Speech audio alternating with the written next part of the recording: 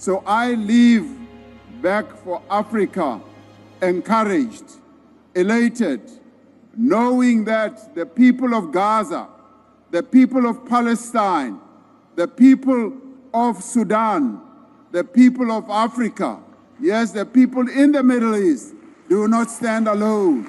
They have your support. That South Africa took the initiative to take the state of Israel to the international.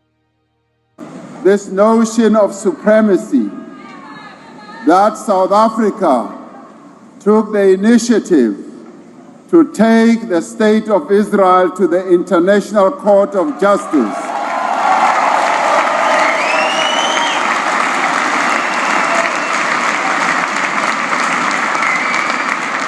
And even as we did, we were criticized, we were challenged, we were even insulted, but we stood firm. The reason we stood firm is that the father of our democracy said to us, our own freedom as South Africans will never be complete until the Palestinians have won their own freedom.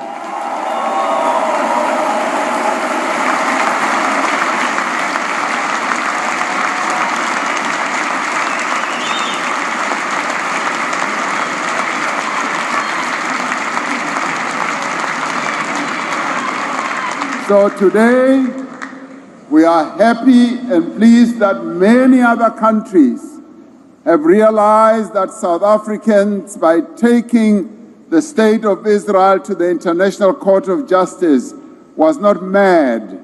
They now see that real genocide is happening in Gaza as well as on the West Bank.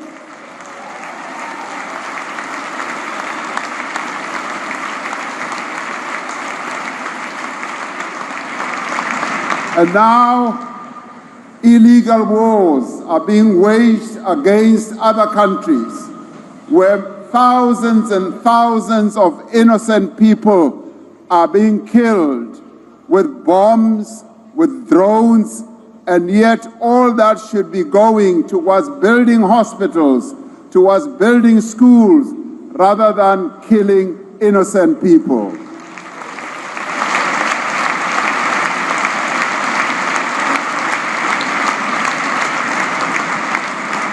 Well, at the same time, there is the threat of climate crisis that is continuing to deepen. Sea levels are rising and leading many countries around the world to be poor. Billions of people across the world go hungry, have no work, have few skills. Inequality within and between countries is growing.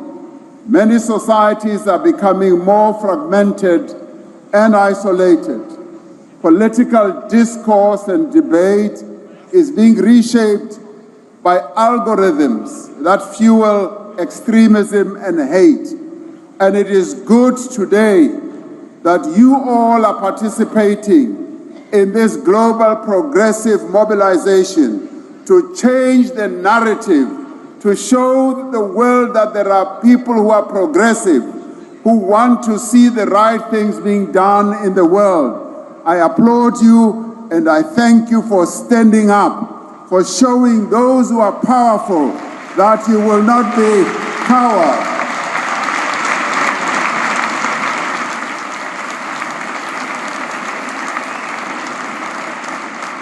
This may be a time for crisis, but it is not a moment of doubt or despair.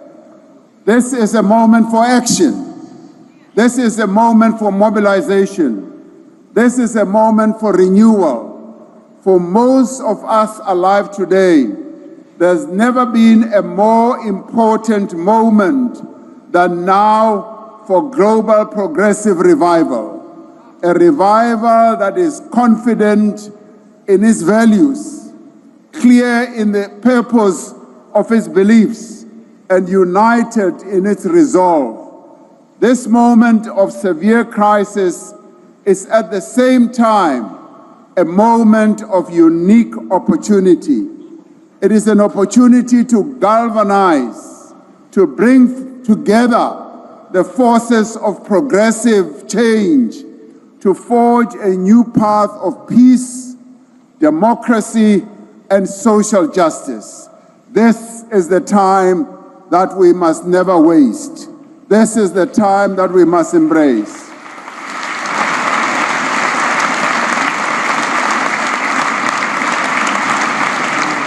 And it is also an opportunity for a new generation of progressive people to emerge and to develop a vision of a better, more just, and more inclusive world. This, comrades and friends, is an opportunity to confront the forces of reaction. We have gained much ground by offering people easy answers to complex problems. They have exploited legitimate grievances about jobs, about security, about identity, and they have redirected people's fears and anger towards the most vulnerable. The progressive response cannot be only to oppose. We must offer something that is better. We must speak to the real concerns of working people, of communities that feel left behind, of young people who cannot see a future that makes sense to them. We must present a vision that is grounded in people's experiences, that recognizes their concerns, that addresses their pain, and overcomes their fears. We must pursue a path that is empowering and inclusive. Across the world, we must build a united front of governments, and I'm really great that there are quite a number of governments that are represented here today. Governments that clearly declare that they are not afraid. They are not afraid of one person in the world, that they will stand up and speak for their people. That is what we want. It is good also to have political parties, trade unions, social movements, think tanks and influencers, and social activists that are bound together by a shared desire of a better world. There is a better world that we can build together. This must be a united front against inequality and poverty. It must revive the drive towards the achievement of the 2030 Sustainable Development Goals. This must be a movement for climate action. It must ensure that countries honor their commitments to curb emissions. We must build a global movement that enables countries to undertake just and inclusive transitions that drive social and economic development, whilst protecting affected communities and workers across the world. We must build a world of genuine multilateral cooperation with global institutions that are representative. We must stand firm on the reform of global institutions like the United Nations, that the United Nations cannot continue operating in the same way as it has in the past.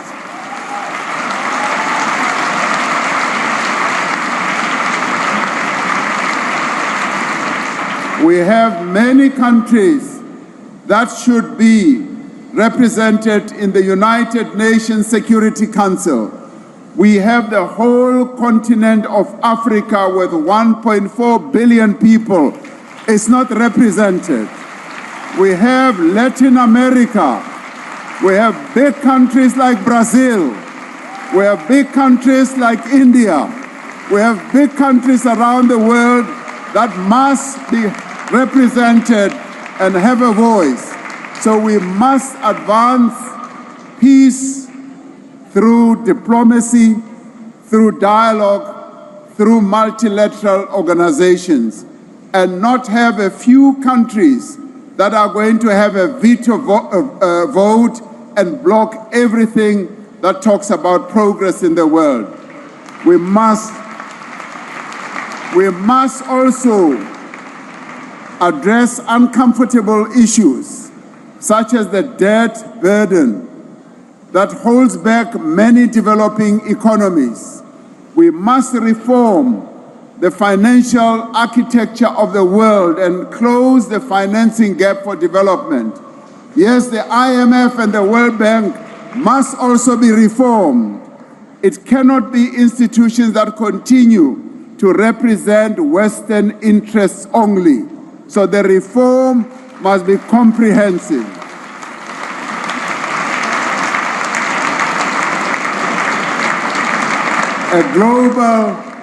A global progressive revival is underway.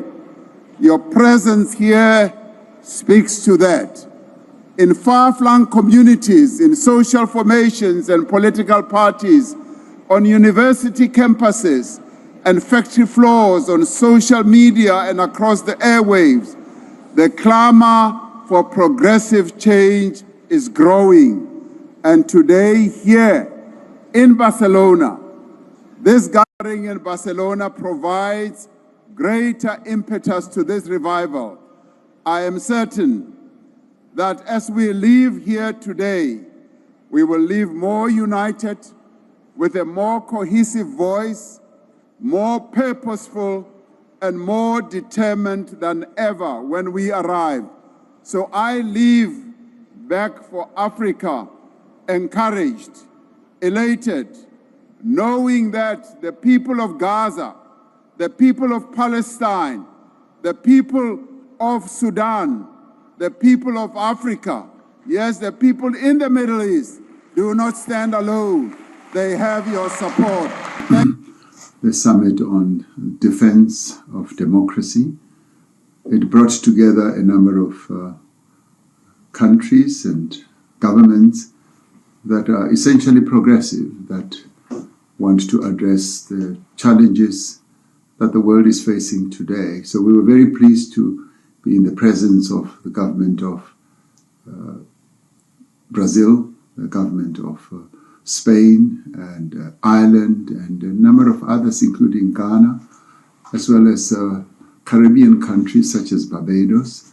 So it was a very good collection of those governments and leaders who want a response to this very uncertain world that we now live in. The world has been made uncertain. It's also been made very dangerous. We see an increase in authoritarianism. We see an increase in lack of democratic practices. And we also see conflict as well as war being used as policy, where conflicts and differences and disputes could be resolved through dialogue and discussions. Now countries resort to wars, resort to bombing other countries which they disagree with. And this militates against democracy. And in the end, in our case, we also argued that this would increase inequality. It would exacerbate poverty because the innocent people who are victims of all these conflicts are the ones who suffer the most, and inequality and poverty just grows. So the various leaders who came here were essentially saying that the progressive nations must have a response, and our response must be to mobilize the world, to mobilize progressive forces in the world, to be more focused on peace, to be more focused on resolving problems without resorting to war, and to be mobilized in adopting policies that are going to address the challenges that people face. We, of course, presented a strong input on how we should address inequality in the wake of the report that was presented and accepted at the G20, a report that we initiated as South Africa on inequality, as authored by Professor Joseph Stiglitz. And we then wanted to mobilize the various countries that are here to support the resolution that we want to take to the United Nations to establish a panel on inequality, a global panel. And we were very pleased that many nations have said that they would support that initiative at the United Nations General Assembly, which we will put forward at the end of the year. We have also initiated the acceptance of this report by the African Union. We are now taking it to the United Nations. It is important for us because addressing inequality has to be a global task. It has to be a global task because inequality weakens democracy. It makes people lose confidence in institutions. It makes people want to participate less in the affairs of their own countries because they're poor, they're unemployed, and the lack of progress in countries does militate against democracy. So we want to strengthen democracy, and it was therefore important for South Africa to join a number of other African countries to come to Spain to advocate for this message that we must strengthen democracy in all its ramifications with a view of addressing the challenges that our peoples around the world are facing. We were very pleased that Botswana was there from Southern Africa and that Ghana was also there from West Africa. And we're hoping that with the next iteration of this gathering, which will take place in Mexico, other African countries will join in and also join this progressive mobilization. After the summit, we attended a rally, which was attended by many, many people, about 4,000 or so people from both Spain and a few other countries around Europe. And so that too was the high point because it showed the revival of progressive forces around the world that were essentially saying we are not going to sit back and just see the destruction of democracy, the utilization of undemocratic means of declaring wars, of very negative ways of resolving conflicts. So for us, participation here was very important as it advances the interests that we have. Trade unions were also in attendance. COSATU was here as well as a number of other trade unions from various parts of the world. So this was a very important moment, almost historic. And for us, it reminded us of the mobilization that took place during the struggle against apartheid. We even reflected on that.